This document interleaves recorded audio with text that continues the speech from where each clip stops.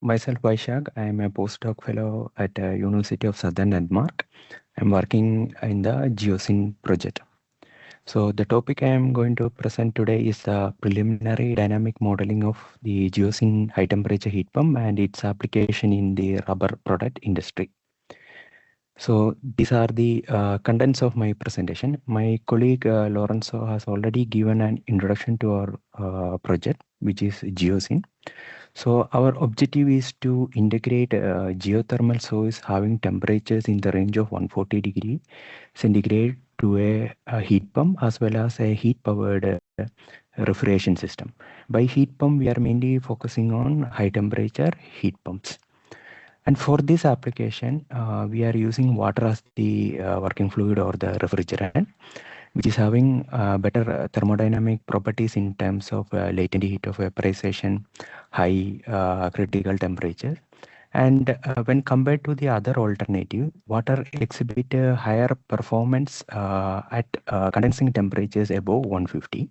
This can be seen at the graph given at the below of this slide.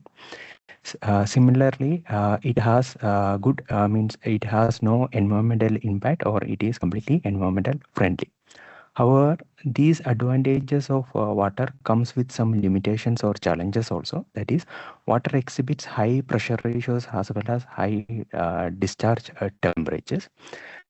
In addition, they have low volumetric heating capacity, which means the compressors which are used for this application are bulky. Also, the other components. In addition to these two limitations, if our heat source temperature is less than 100 degrees centigrade, the evaporator of the heat pump will operate in vacuum, will cause additional challenges for the heat pump. So in the graph shown below here, one is the how the COP of the heat pump which is using water as the refrigerant is varying. We can see that it is an excellent refrigerant for condensing temperatures above 150 degrees centigrade. Further, the volumetric heating capacity of the water also increases with increasing condensing temperature. As my colleague mentioned, we are developing a heat pump to demonstrate our idea. That is, the heat pump we are targeting to develop is having a capacity of 50 kilowatt and a four-stage oil-filled reciprocating compressor is being developed by Dorin for this application. One of the main technological constraints which we are having here during the development of the system is that we need to limit the discharge temperature of the compressor below 270 degrees centigrade. In order to achieve that, we are providing an intercooling between two stages of compression, and the compressor which we are developing is having four stages, and we have came to these four stages based to limit the discharge temperature. In addition to that, in our basic configuration, we are having an internal heat exchanger at the section of the first stage in order to have required superheat as well as to avoid any liquid compression at the first stage of compressor. The system which we are developing is designed for an evaporator temperature of 120 degrees centigrade and a condensing temperature of 200 degrees centigrade. And our objective is to achieve a temperature lift of 80 Kelvin. So the heat pump which we are developing, we are targeting for applications where the temperature varies from 180 degree to 200 degrees centigrade. And these applications exist in industries which are related to food and beverages, textile, piping, chemicals, and pharmaceuticals.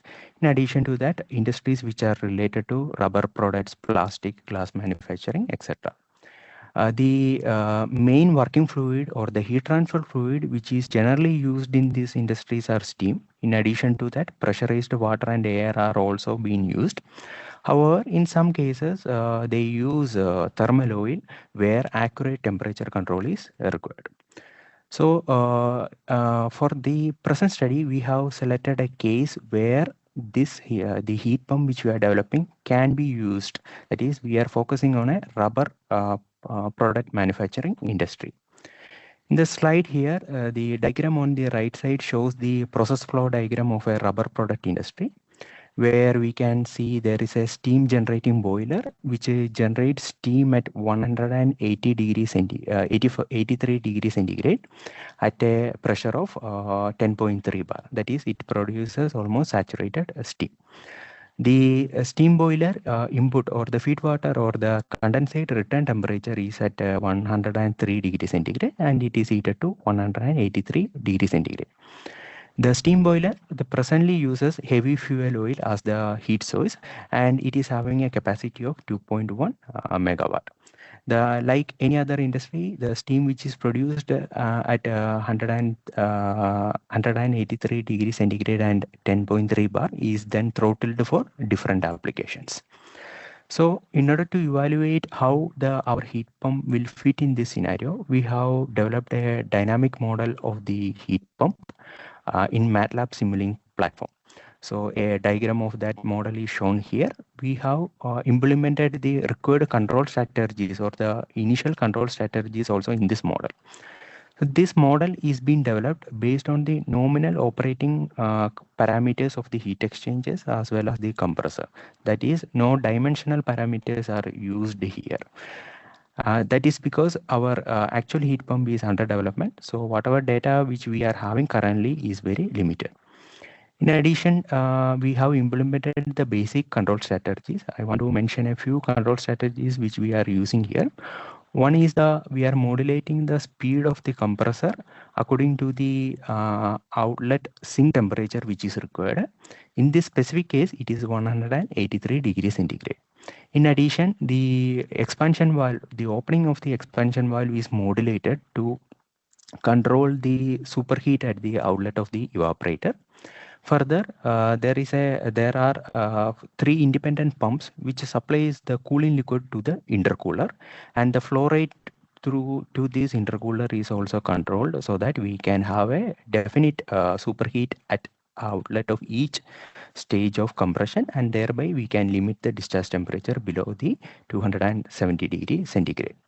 These are the assumptions which we have adopted at present to develop this model. That is, we have considered an isentropic, volumetric and mechanical efficiency in the range of 75%, 85% and 95%. These are the best cases which are provided initially by our compressor manufacturer. The heat loss from whole components are neglected in this case. Pressure drop across the compressor, across the heat exchangers is assumed to be negligible. Presently, we have considered approximately around some 0.1 bar, 0.1 megapascal only, which is a rough assumption. And also, we have neglected any power consumption by the pumps, the auxiliary pumps which are involved in the system. And wall thermal masses of the heat exchanger is also not considered in this study. Further, in this model, we are having one dynamic input and all other inputs are steady state only. The main dynamic input is the geothermal source temperature, and the heat load of this model or the heat load to this model is assumed to be constant, that is around 2.1 megawatt. For the geothermal source temperature, we are monitoring the data of a geothermal well which is located, or a geothermal plant which is located at Tuscany, Italy.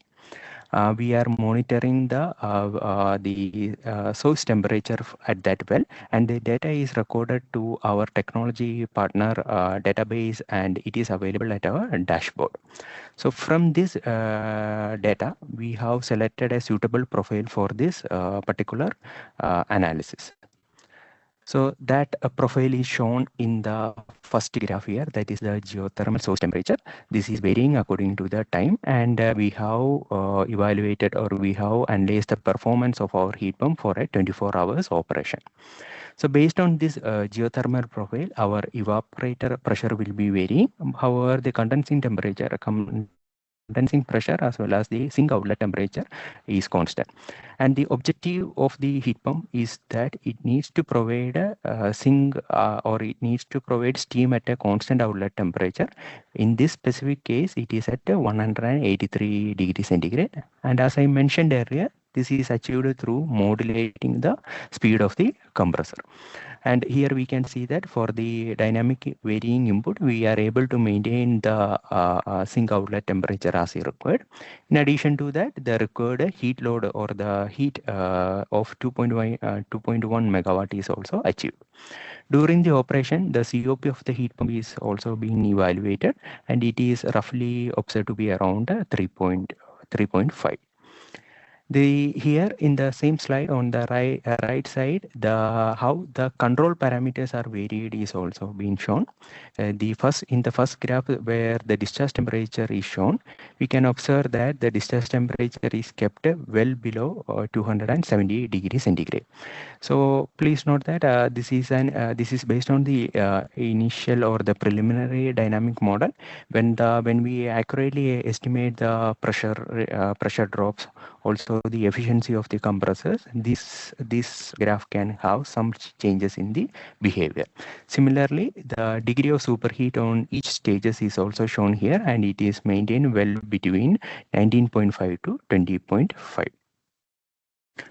Further, we have also conducted some preliminary economic and environmental impact analysis also.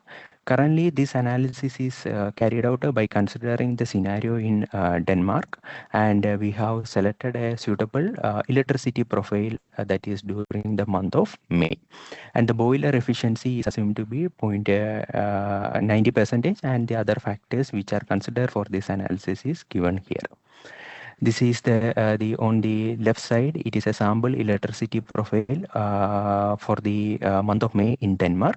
It can be observed that since the Denmark rely on mainly on wind, followed by solar for the electricity, during the daytime the cost of electricity is considerably low, or even it goes to negative.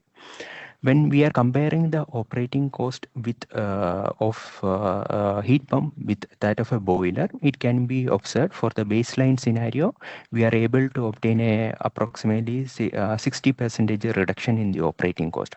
Now, if we in the present for the considered electricity profile, if we even increase the electricity cost by 20 or 40%, still the operating cost of the heat pump will be less than the baseline cost of the baseline operating cost of the boiler. It is very important to note here that currently we have considered a Denmark scenario which relies mostly on the renewable energy sources. However, for countries which rely on natural gas or thermal power plants, the scenario will be different. For example, for countries like Italy and all, the operating cost of heat pump will be higher than the one which we are having for the Denmark. Similarly, we have also estimated the emissions from the expected emissions from the heat pump operation, as well as then comparing it with the boiler. For heat pump, we are expecting an approximately 80% reduction in emission. Same emission, the similar to the electricity operating cost. This low emission from the operation of the heat pump is due to the fact that Denmark relies mostly on the renewable energy sources. If the sources of energy is from thermal power plant and all, the emission factor for in such cases for electricity will be higher, and thereby the heat pump operating emission will be also be higher. So these are my conclusions. So under the simulated condition, we have observed that the proposed heat pump for the GEOSYN project, we can achieve a COP around some 3.5. We are expecting an operating cost reduction of up to 62% when compared to the conventional boilers, which are operating on the heavy fuel oil in this present case. And we are expecting a greenhouse gas emission reduction of up to 83% compared to the boiler system. So in the future work, we are focusing to calibrate the model, because here most of the assumptions are based on the initial guesses, and we are will be calibrating as well as validating this model based on our experimental test result. And in the further stage, the validated model will be used for the further virtual case studies which comes under our project. So we would like to acknowledge the fund received from the Horizon Europe grant, And this here we have shown the GEOSYN consortium, which involves 10 partners from different part of the Europe. So that is brief about our project. Thank you for your attention. If you have any question, I will be happy to take that at the end.